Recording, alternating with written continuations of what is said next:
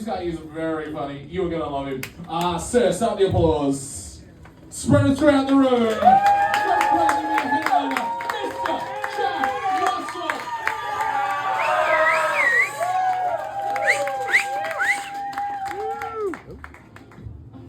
Very good looking. You're a cunt. Oh, I just always wanted to do that. And I didn't write that joke. Get comfortable. Gotta pay respects to the traditional owner of that joke. I didn't write that joke either. But that's about as good as it's gonna get.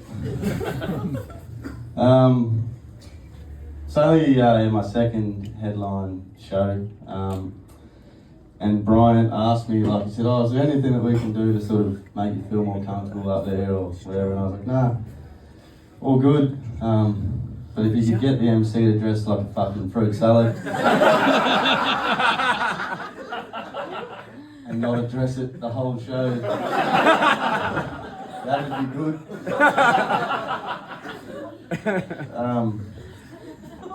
Yeah, we talked like when Jay with the NT finals and him saying that I was funny and stuff. That was like on the radio, and that's one bloke's opinion. So put your hands together for Jay and everyone else.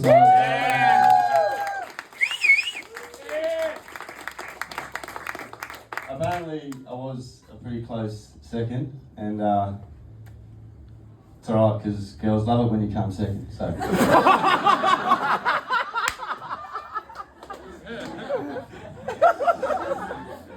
So I've heard.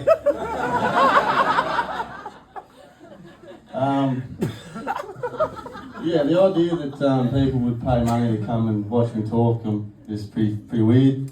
Like my dad's here and he taught me to talk and now he's paying to watch me do it. So,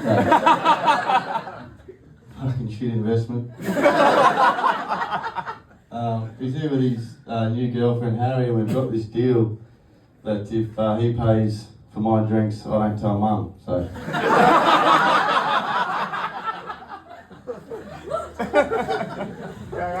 I'm just kidding. That ship sailed a long time ago. I'll get into that a bit later on.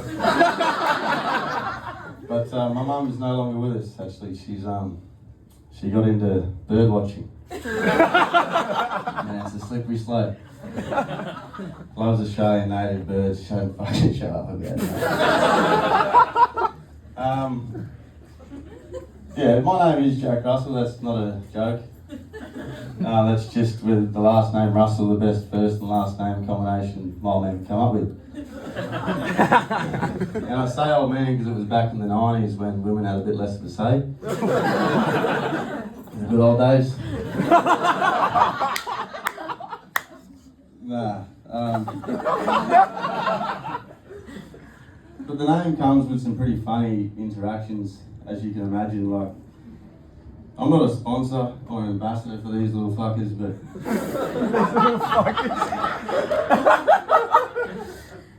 people feel the need to tell me about them. These little fuckers. Like, my first ever show was which one of you's daddy? What's going on, daddy? And there's this guy sitting where you are, daddy, and Daddy. he was like laughing and smiling, having a good time, and after the show he came up to me and I thought he was going to say, you know, like, good effort, well done, son, or, you know, something like that, but he just goes, I've got 2 Jack Russells. Like, oh, do ya? Sit down, let's fucking talk about it. But I rang X-Golf in Palmerston just last week to book myself in a session there, and conversation went, just the booking for the one, my bro. Too much, Chert. First name, brother. Jack, last name? Russell. Oh, you're not gonna believe this. You're not gonna fucking believe this. My favourite dog's a Jack Russell dog.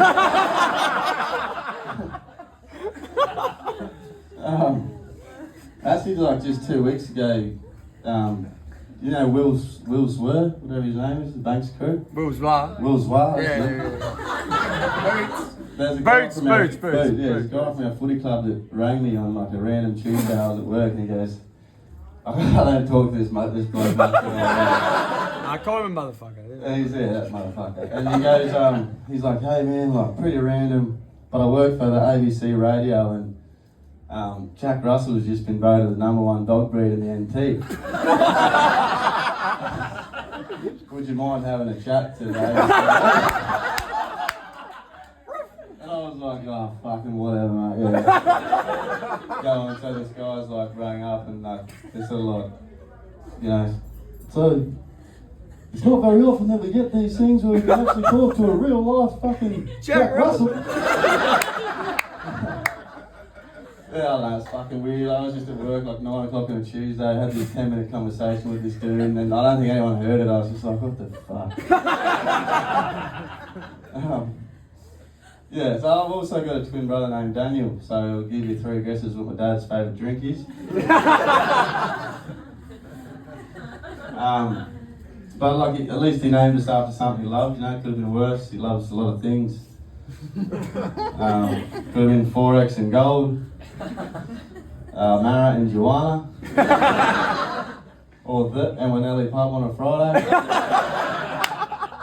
So, Forex, gold, marijuana, Ewanelli pub. That's 3 of the main reasons why Mum's now got half his shit.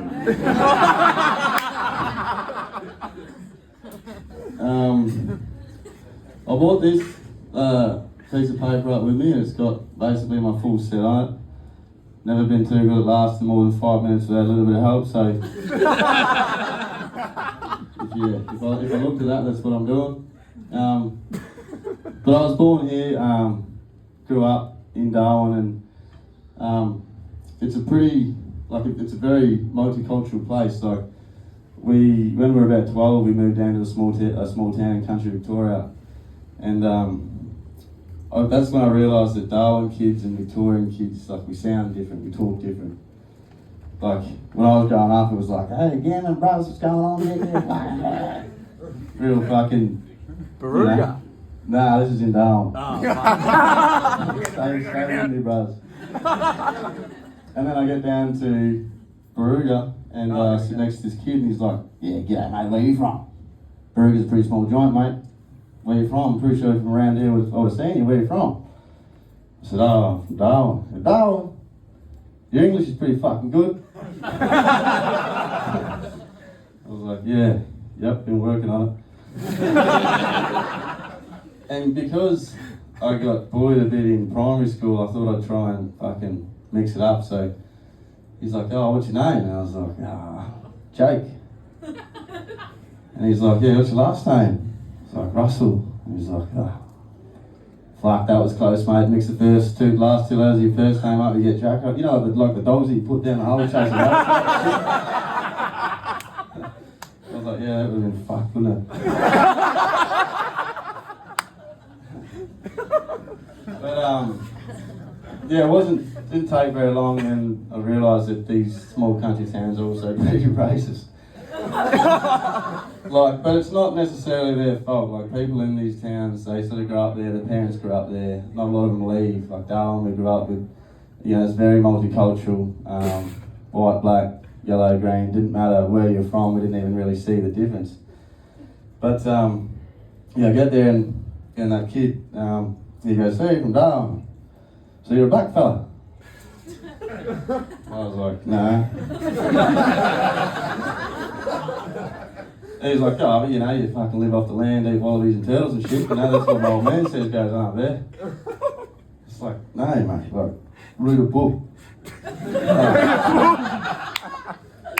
But, you know, like, it's not necessarily, yeah, like I said, it's not their fault. It's not until you venture out into the world that your head even gets filled with all the bullshit and you start to see people differently. But after living in this semi-racist town for about 10 years, hanging out with this kid, I don't know, trickles in, I guess. And I remember my mum come up to me in the kitchen. She said, oh, like, whatever happened to that little Asian kid you were best friends with in primary school? And I was like, what the fuck? Friends with any Asians? I don't know that. Like, yeah. Not that there's a problem with that, I just didn't remember her being Asian. But anyway, so through the power of social media, I looked her up, and now she looks very Asian. Look in her face, like I can just tell that she's Asian. You know, when you're kids, you don't look at that sort of stuff, and then you get older, and you're like, you know, anyway. But yeah, so we're going through her Facebook wall, and sure enough, profile pictures, her in a kimono, with her family, all 300 of them. She was Dux of the school, chess champion 4 years in a row. She was in a car crash, which could have been anyone's fault. Can't really make assumptions.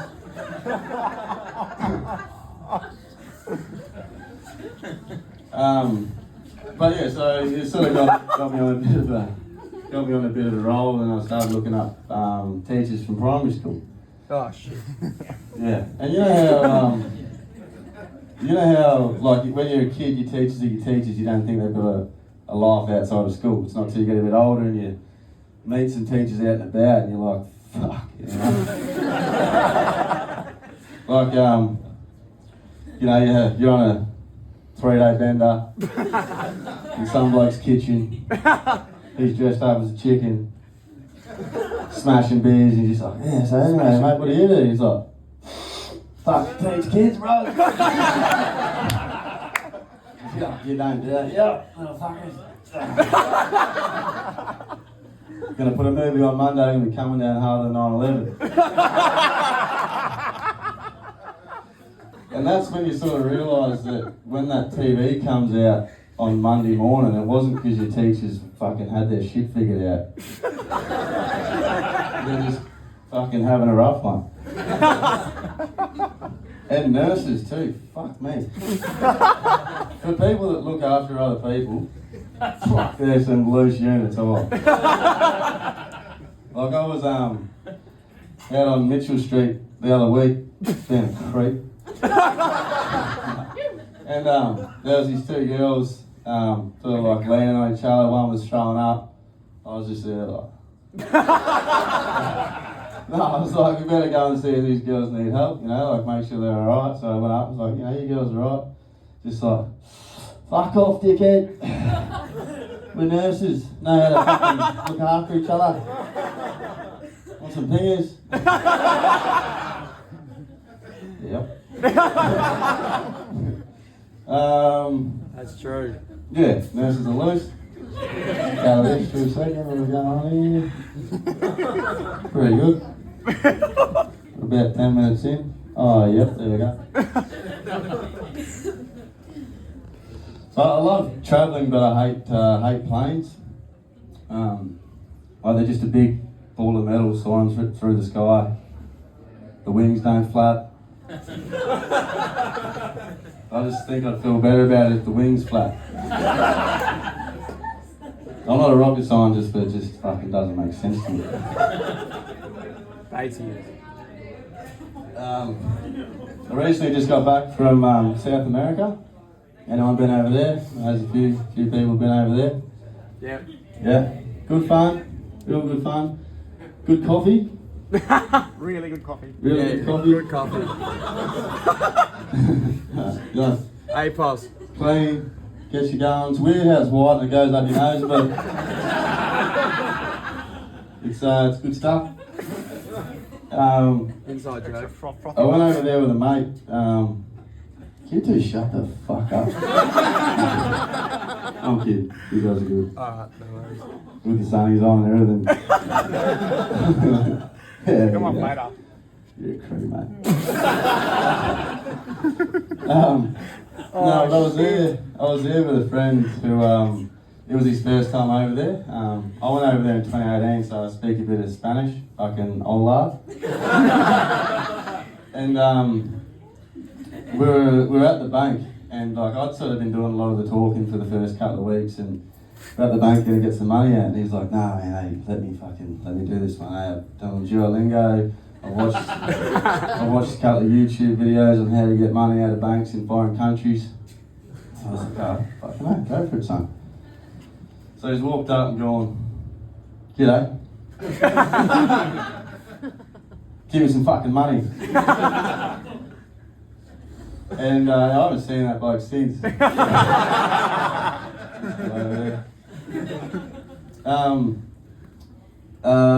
else? So with that same guy, he's not that bright, this fella, and there's a lot of talk when you get to these like South American countries about altitude. Not really something we have to think about in Darwin, like it's flat, it's fucking hot. It's pretty much it, but altitude's a big thing over there. So we were on this boat, we're still on the coastline, like we're in the ocean. We paint a picture. We're in the ocean on a boat. We're on this tour to see seals and penguins because we don't have any of them in fucking Australia. I didn't book the tour. But as a joke, like we were talking to these two Canadian girls and they were like, oh, marching pitch is 3,300 metres, oh fucking whatever. And as a joke I said to me mate, I was like, hey, how far above sea level do you reckon we are here? And he's like, I'll Google it.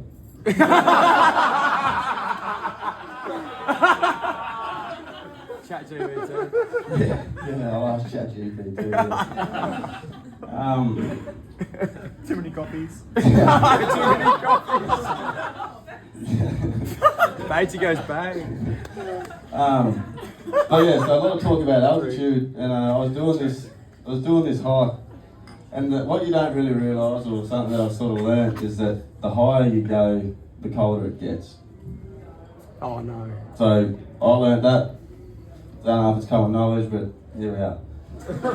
So I'm up on this hike, I'm like a few thousand metres up, and it's fucking freezing. Like I hate being cold. It's cold. Like dick and balls, I've gone on our own holiday, they're gone. It's freezing. And it got me thinking, I was like, fucking, if heaven is real, it must be fucking cold up there, eh?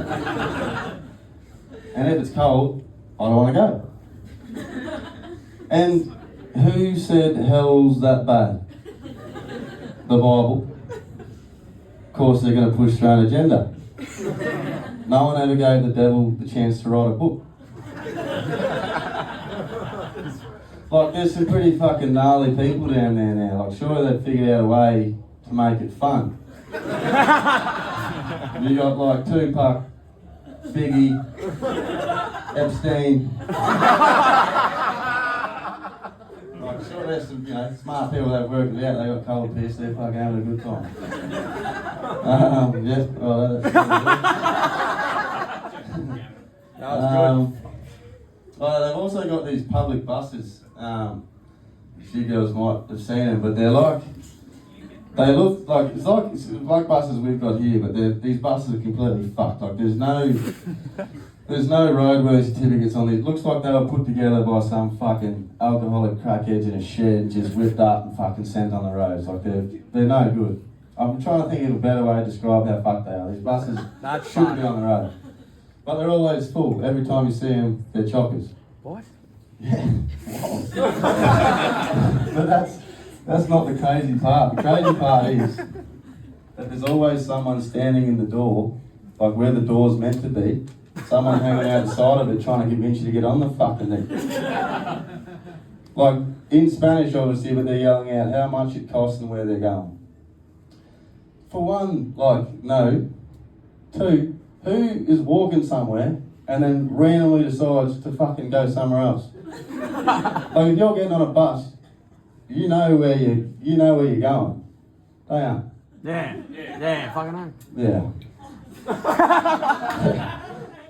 That's one of the ones that I don't really know where the punchline is. It's a funny concept.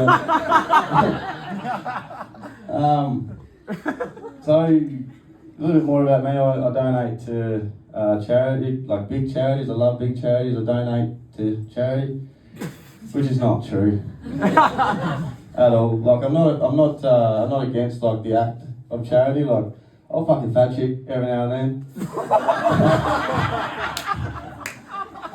I was so on the fence about You gotta throw that phone away. Throw that phone away. If you guys didn't come, I probably wouldn't have said that. That's a knee slapper. It went down well. Yeah. Use it more often. I'm a good guy, I swear to God.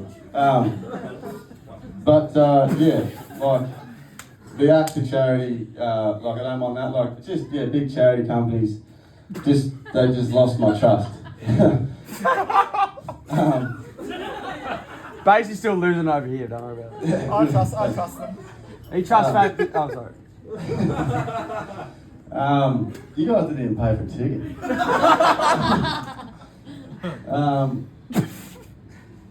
Oh, good. Keep going. We might drop that bit actually.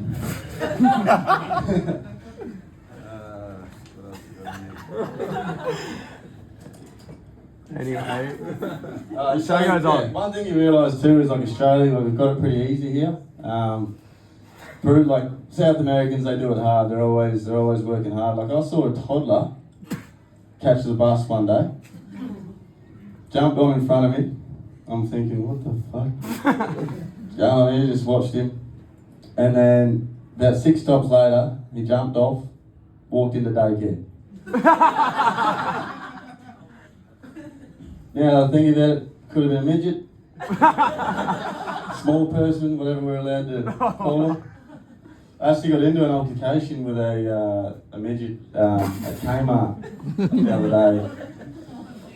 But lucky I was next to the weighted blankets. So I'm pretty sure he's still there. Yeah, cool. That's good. That's good.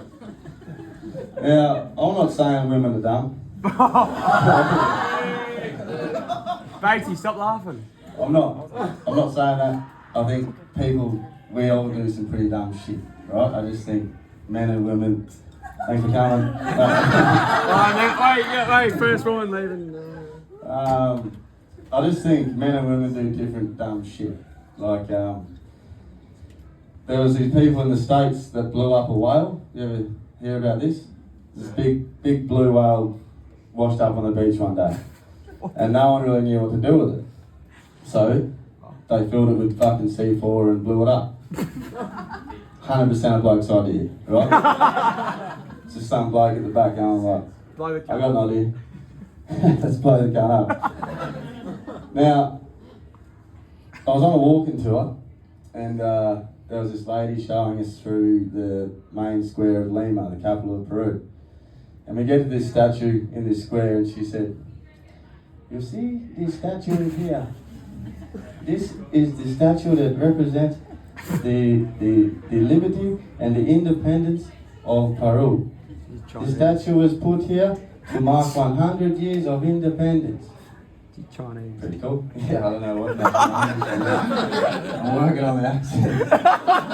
And she's like, "But can you see on the head of..."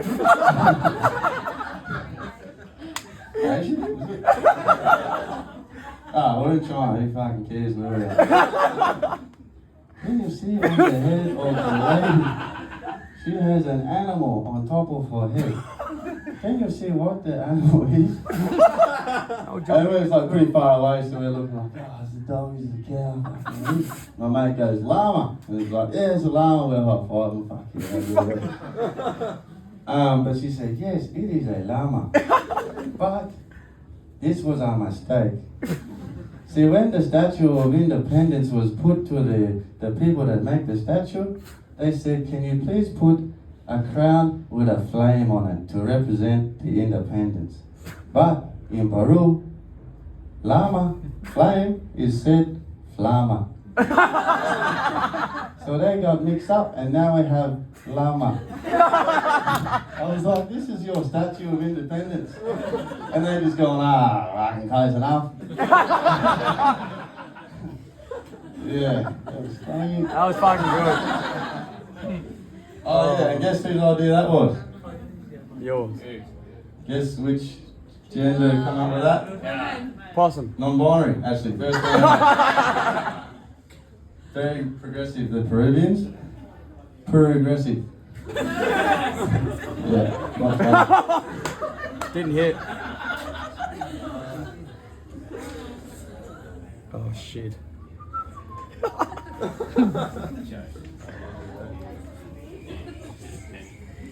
So, last sort of travelling story, I was staying at this hostel, and this drug dealer walks through the front door. And I fucking knew he was a drug dealer, Basic. because I bought drugs off him the day before. Shut the fuck up. Anyway, so he's selling these weed gummies. And he's like, "You want to buy some weed gummies, mate?" I was like, "Yeah, fucking oath, yes please." So he gave me this weed gummy and then fucked off around the hostel to his rounds. I banged it, sweet, happy days. On his way out, he goes, "By the way, Hermano, don't eat the whole thing at once, okay? That shit'll fuck you up. Only have half." I was like, "Excuse me?" Would have been some handy information 20 minutes ago when he gave me the fucking thing, like a courteous drug dealer. And the next 5 hours went exactly how you'd think it'd go. Has anyone ever like had too much weed, brownies or gummies? Or... Anyone? What happened to you? Yeah, just Went to a fucking comedy show and didn't fuck up? melt. Yeah, that's it, that's one. Yeah, did you shit yourself in the shower? Yeah, once or twice, yeah. Yeah. Oh, well, that's what happened to me too. But none of that, I'm a supervisor on a construction site here in Darwin. And I work on the RAF base in Winnellia there. Preach, brother. Do you work there too? No. What do you do for work? Oh, taxi driver. Taxi driver. That's daddy. They still doing taxis? We have a fledgling business. Yeah. Oh, well, keep it up. Thanks for your service. But yeah, there's a lifeguard at the pool in the rough base. Like, if you're going to drown in a 25-metre lap pool, maybe you shouldn't be fucking defending the country. There's also at the sign-in office, the security guard office, there's a bin, and on that bin there's a lid, and on that lid there's a sign that says "Bin lid, lift up." I don't know what sort of confusions went on that they had to put a fucking sign on it. Like some big fucking fat secchies tried to punch his hot dog through the side of it. Working it out. But yeah, as a supervisor, I've got to run a toolbox meeting. Does everyone know what a toolbox meeting is? Yeah. Yeah. So for those of you that don't know, toolbox meeting is when the supervisor stands in front of a group of people that really want to be there. Definitely are under the pump and don't have a heap of work to do. And they listen enthusiastically and intently to whatever comes out of my mouth for about 10 minutes. Sort of like this, but they're not funny. So if you haven't liked tonight's set, we'll just call it a toolbox meeting and move on. But in this meeting, I want to do a bit of research, and I learnt that the gang cockatoo has recently been added to the endangered species list. Jacking game. So I rang Mum, and sure enough, this bird does exist. But it is the least gangster-looking cockatoo. It's grey with a fully red head. Sort of looks like if a koala fucked Elmo. Somehow created a bird. That's what you get. I would have thought if there was any cockatoo that was going to be part of a gang, it'd be the black cockatoo. Because they hang out in numbers 4, 5 and 6. No racist reasons. And white cockatoos. You ever seen a bunch of like white cockatoos that hang out in their thousands? They're coming home from the day, they're squawking, flapping, carrying on, making a huge fucking scene. They're Swifties. Taylor Swift fans doing the same shit. No. Taylor's queen. Fucking. While we're on the subject of animals, I reckon cane toads are depressed. Why wouldn't they be? Like, as a nation, we hate them, yeah? Like, we don't like the cane toad. There's no cane toad enthusiasts in the crowd here tonight. Like, I get they're gross and poisonous, but Hear me out. Once upon a time, these things were just existing in their natural habitat. Wherever that is, could be hell, I'm not exactly sure where they come from. Pretty sure it's somewhere in South America. But they had adapted and evolved to become these robust and tenacious creatures that thrive in their element. What? Big word, brother, for you. Oh, I don't even know it, man. It's just, they're tough fuckers. And then one day, a boatload of Aussies showed up. And they go, yeah, g'day mate, how you fucking going? Yeah, look, we've just found this big island, no cunt there, and we're trying to grow this sugar cane. Got a problem, there's these beetles, keep eating all the roots, really starting to piss us off. We need you, think of it like an adventure, good way to see the world, you'll be heroes. By the way, you guys got a name? Si, senor. They call us Buffalo Marinas. Not anymore, cane toad. Get on that. So, got on the boat, said goodbye to the other ones, set sail across the seas. Got here, didn't do the job that well because no one thought about the fact that beetles can fucking fly. Probably can only jump so high. But I thought Australia's pretty good. Might as well fuck the missus, have 4,000 babies. Where might stay? No one told them they were here on a temporary visa. There was no like amphibian immigration back in those days. So they stayed and we hate them for it. Like a frog. You know, we shoot them, hit them with cricket bats, use them with golf balls, freeze them alive. Like I see them on the road at night time and I think, are they lost? Or are they exactly where they want to be?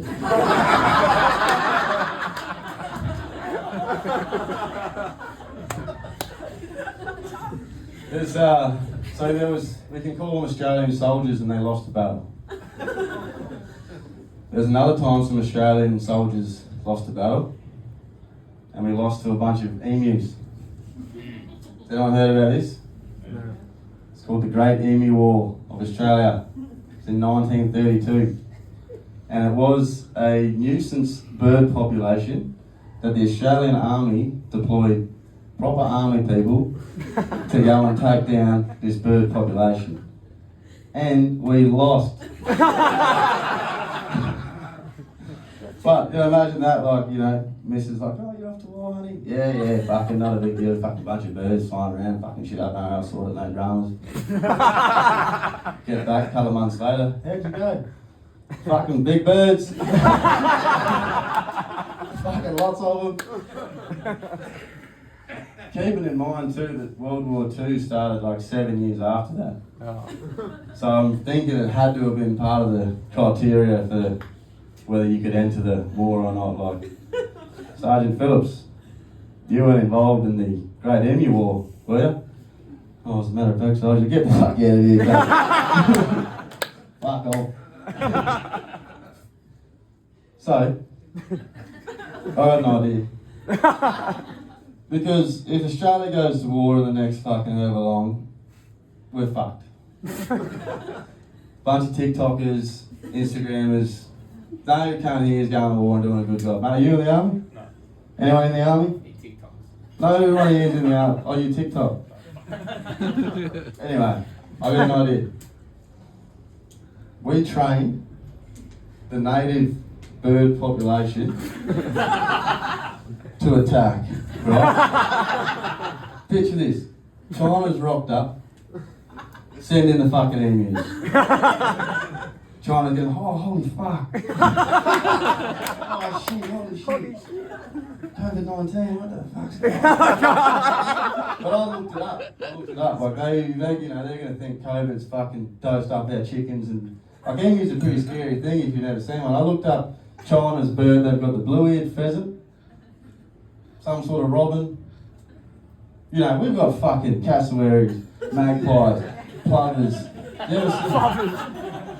You ever seen them fucking plovers?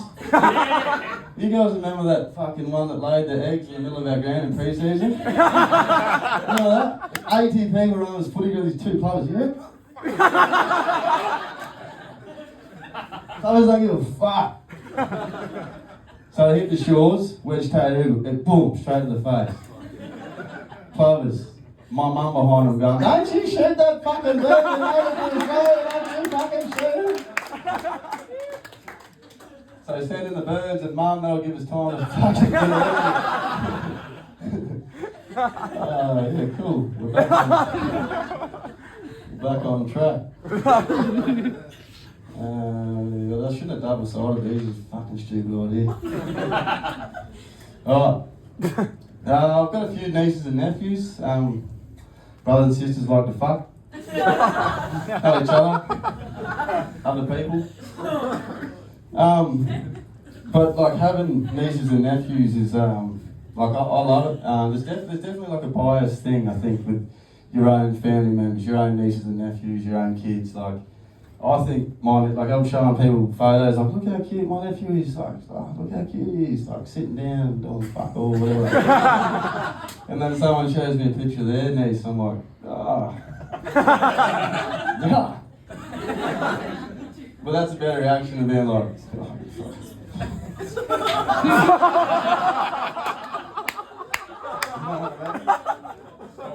probably a good thing. Hang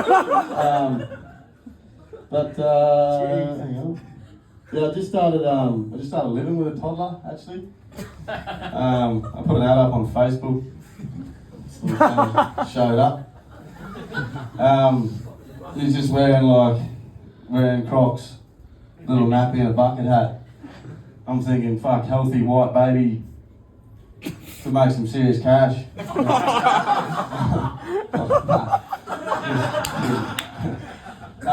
was only joking. Yeah, mate, that's just jokes.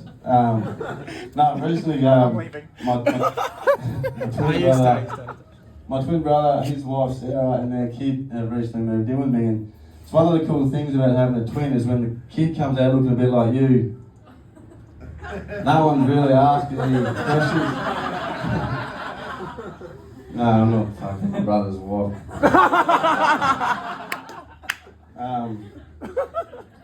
But yeah, so time we got to. But I'll keep laughing though. it's funny. Yeah, thanks, mate. Where are we? Oh yeah, okay. So like having kids, like it changes you. I know it does. It changes your sort of mindset. Like I love Ted. This is my nephew Ted. I'm not giving up a fucking kidney anytime soon. You know, like good kid. But when they're your kids, I know your mind changes and your whole life changes. Like my sister's got 3 kids, and her mind's definitely changed. Like growing up, we had this rule. It's an unspoken rule between brothers and sisters. Everyone's got it.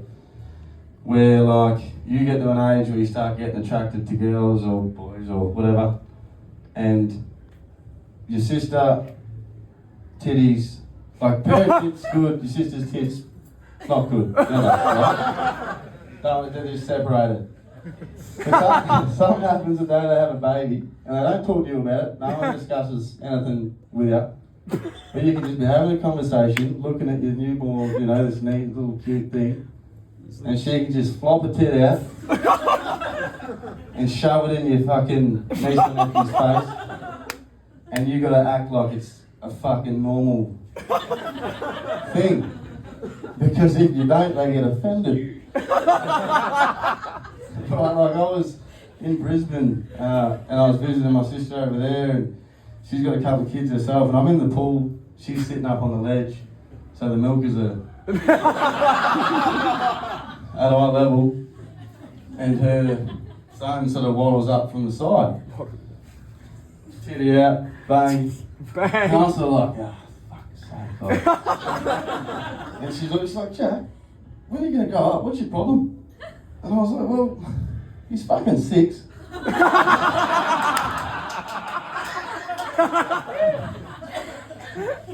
But one thing I learned through your sisters telling you things you don't want to know is that the female nipple during breastfeeding gets the baby's saliva and works out what the baby needs, and then the female body can produce antibodies, vitamin C, vitamin D. Pretty cool. Does anyone know that? Nah. Pretty fucking cool. Pretty amazing. Fucking round of applause to women. Anyway. Questionable stuff. And get to the point. But got me thinking. Imagine if this happened your whole life. So, if needed, at some point, whatever your body needed could be produced from your mother's nipple. So hypothetically, you're my age. You develop a cocaine and nicotine addiction, and you're at your mum's house at family Christmas. Nephew's throwing his smokes in the pool, dealer's out of town, mum's in a bikini. Fucking good. You work out the rest. Alright. That was good. But yeah, so living with, this is, last bit, we'll wrap it up. Living with a toddler and living with kids, it's really cool watching them work the world out. Like, that's one of the best things about living with kids. You watch them learn, and for most things, they see something and it's the first time they've ever seen it. So you sort of guide them through life, and there's life lessons in everything. So we're sitting at Dad and your girlfriend's house. And they've got this little gay poodle fucking thing. Grey poodle, sorry. It's grey. And Ted loves this poodle. Knows how to say its name, chases around, pulls its tail, fucking loves this little fluffy poodle. And we're sitting in the backyard, Ted's on my lap, and this big grey pigeon landed in the backyard in the distance. And Ted, he's like, oh, Gus, you know, thinks it's Gus. I was like, it's not a Gus, you fucking idiot. It's a pigeon. But he's fucking not even 2 yet, so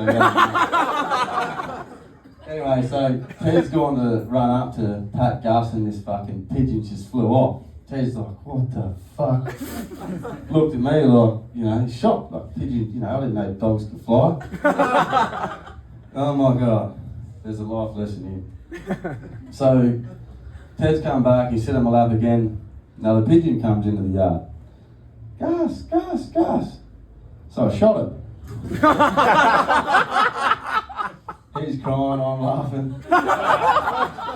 Life lesson, don't be a fucking idiot. But yeah, so they're watching the world, they're working it out, and like they're rude and obnoxious, and they just get away with the most random shit. Like Ted put his dick in the garden hose the other day while it was on, and we're just like, oh, look at him, look at him. Neighbours are there, they're watching, they're laughing. Oh, that's so funny. South American. Indian neighbours. And it's all fun and games until I go and do it. And they call the cops. And I don't know what was worse, not lockup or the fact that it fit.